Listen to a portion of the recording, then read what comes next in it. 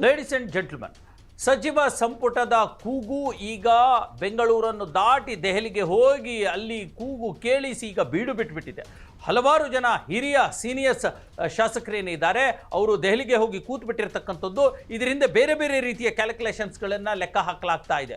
ಅದು ಸಿದ್ದರಾಮಯ್ಯನವರ ಬಣ ಅಲ್ಲಿ ಹೋಗಿರ್ತಕ್ಕಂಥದ್ದು, ಇಲ್ಲಿ ಡಿ ಕೆ ಶಿವಕುಮಾರ್ ಅವರ ಬಣ ಇಲ್ಲೇ ಇದೆ, ಇನ್ನೊಂದು ಬಣ ಡಿ ಕೆ ಶಿವಕುಮಾರ್ ಅವರ ಬಣವೂ ಕೂಡ ಸಚಿವ ಸ್ಥಾನ ಲಾಬಿಗೆ ದೆಹಲಿಗೆ ಹೋಗಲಿದೆ ಅನ್ನುವಂಥ ಮಾತುಗಳು ಕೇಳಿ ಬರ್ತಾ ಇವೆ.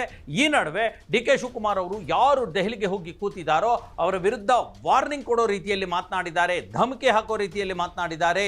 ನಿಮಗೆ ಸಚಿವ ಸ್ಥಾನ ಕೇಳುವಂಥ ಹಕ್ಕಿದೆ, ಆದರೆ ಎಲ್ಲರೂ ಕೂಡ ಪಕ್ಷದ ಚೌಕಟ್ಟಿನಲ್ಲಿ ಪಕ್ಷದ ಶಿಸ್ತಿನಲ್ಲಿ ಇರಬೇಕು, ಶಿಸ್ತು ತಪ್ಪಿದ್ರಾ ಹುಷಾರ್ ಅನ್ನುವಂಥ ಒಂದು ಮಾತನ್ನು ಡಿ ಕೆ ಶಿವಕುಮಾರ್ ಹೇಳಿಬಿಟ್ಟಿದ್ದಾರೆ. ಇದಕ್ಕೆ ಈಗ ಅಲ್ಲಿ ದೆಹಲಿಯಲ್ಲಿ ಇರತಕ್ಕಂಥ ಹಲವಾರು ಶಾಸಕರು ಕೆರಳಿ ಕೆಂಡ ಆಗಿಬಿಟ್ಟಿದ್ದಾರೆ, ಡಿ ಕೆ ಶಿವಕುಮಾರ್ ವಿರುದ್ಧವೇ ತಿರುಗಿ ಬಿದ್ದು ಬಿಟ್ಟಿದ್ದಾರೆ. ಹಾಗಾದರೆ ಏನು ನಡೀತಾ ಇದೆ ಕಾಂಗ್ರೆಸ್ ಪಕ್ಷದಲ್ಲಿ?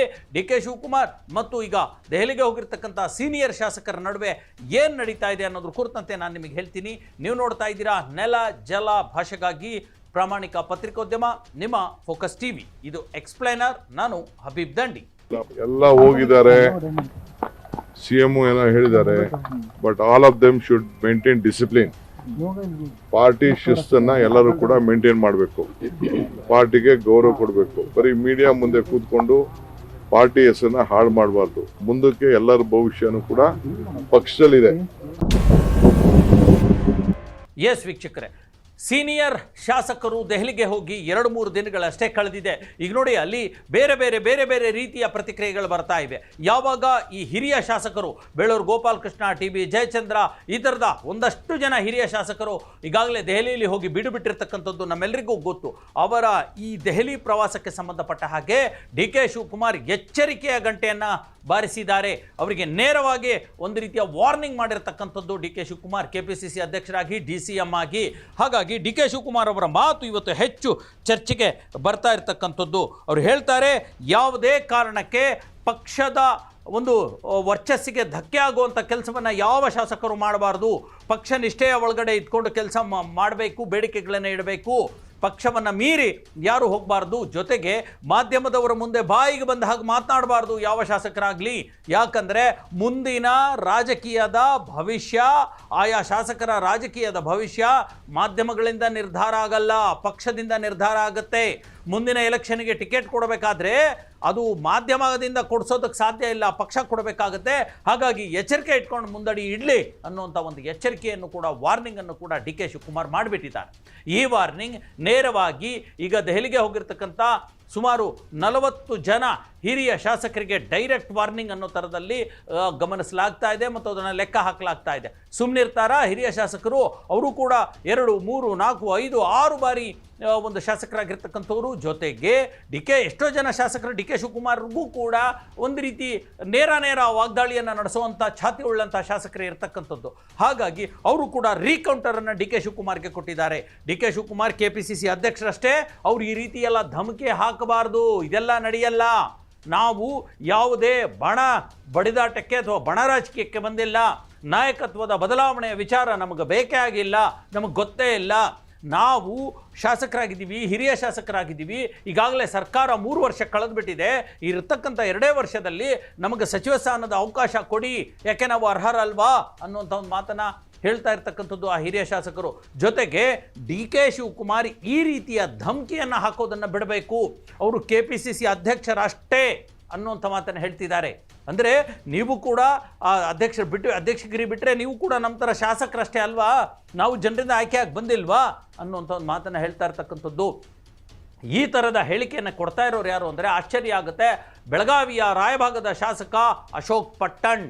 ಅಂದರೆ ಇವರು ಸಿದ್ದರಾಮಯ್ಯನವರ ಟೀಮ್ನವರು ಅನ್ನುವಂಥದ್ದು ಅದು ಎಲ್ಲರೂ ಓಪನ್ ಸೀಕ್ರೆಟ್, ಅದೇನು ಯಾರಿಗೂ ಗೊತ್ತಿಲ್ಲದೆ ಇರೋದೇನಲ್ಲ.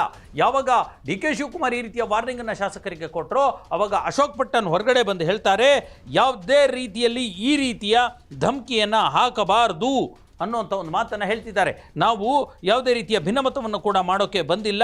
DCM ಆದವರು ಧಮಕಿ ಹಾಕಬಾರ್ದು, KPCC ಅಧ್ಯಕ್ಷರಷ್ಟೇ ಅವರು ನಮ್ಮ ಹಕ್ಕನ್ನು ಕಸಿದುಕೊಳ್ಳುವಂಥ ಶಕ್ತಿ ಅಥವಾ ಆ ಕೆಲಸ ಅವರು ಮಾಡಬಾರ್ದು, ಅವ್ರ ಹತ್ರ ಇಲ್ಲ, ಅದನ್ನು ಕಸ್ಕೊಳ್ಳೋಕ್ಕೆ ಸಾಧ್ಯನೂ ಇಲ್ಲ.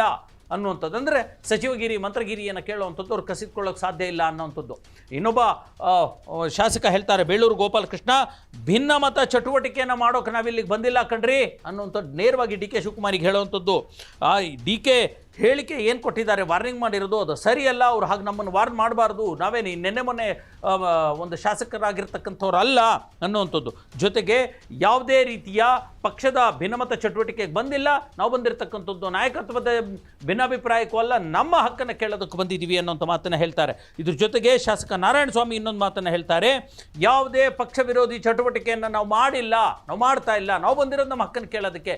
ಅದಲ್ಲದೆ ಈ ವಿಚಾರ ಎಲ್ಲ KPCC ಅಧ್ಯಕ್ಷರ ಜೊತೆ ಚರ್ಚೆ ಮಾಡಿನೇ ನಾವು ಡೆಲ್ಲಿಗೆ ಬಂದಿರೋದು, ನಾವೇನು ಸುಮ್ಮನೆ ಬಂದಿಲ್ಲ, ಯಾರಿಗೂ ಹೇಳದೆ ಕೇಳದೆ ಯಾರು ಹೇಳಿದ್ರು ಅಂತಂದೇಳಿ ಬಂದಿಲ್ಲ. ಮುಖ್ಯಮಂತ್ರಿ ಸಿದ್ದರಾಮಯ್ಯ ಜೊತೆ KPCC ಅಧ್ಯಕ್ಷರ ಜೊತೆ ಚರ್ಚೆ ಮಾಡಿನೇ ಇಲ್ಲಿ ವೇಣುಗೋಪಾಲ್ ಆಗಿರಲಿ, ಸುರ್ಜೇವಾಲಾ ಆಗಿರಲಿ, ಅಥವಾ ಖರ್ಗೆ ಅವರಿಗಾಗಿರಲಿ, ಅಥವಾ ಈಗ ಕೂಡ ಕಾದುಕೊಳ್ತಿರ್ತಕ್ಕಂಥ ರಾಹುಲ್ ಗಾಂಧಿ ಅವರಿಗೆ ಭೇಟಿ ಮಾಡಲಿಕ್ಕೆ ಕಾದುಕೊಳ್ತಿರ್ತಕ್ಕಂಥದ್ದು ಅದೇ ಕಾರಣಕ್ಕೆ, ಯಾರಿಗೂ ಹೇಳದೆ ಕೇಳದೆ ಏನು ಬಂದಿಲ್ಲ ಅನ್ನುವಂಥ ಮಾತನ್ನು ಹೇಳ್ತಿದ್ದಾರೆ. ಆಯಿತು, ಪಕ್ಷದ ವರಿಷ್ಠರು ಭೇಟಿ ಮಾಡೋದು ತಪ್ಪೇನಿಲ್ಲ, ಬಟ್ ಅನ್ನೆಸೆಸರಿ ಏನೇನೋ ಸ್ಟೇಟ್ಮೆಂಟ್ ಮಾಡೋದಾದ್ರೆ ವಿಲ್ ಹ್ಯಾವ್ ಟು ಆಕ್ಟ್. ನನ್ನ ಹತ್ರ ಕೆಲವ್ರು ಬಂದು ಮಾತಾಡಿದ್ದಾರೆ, ಕೇಳಿದ್ದಾರೆ.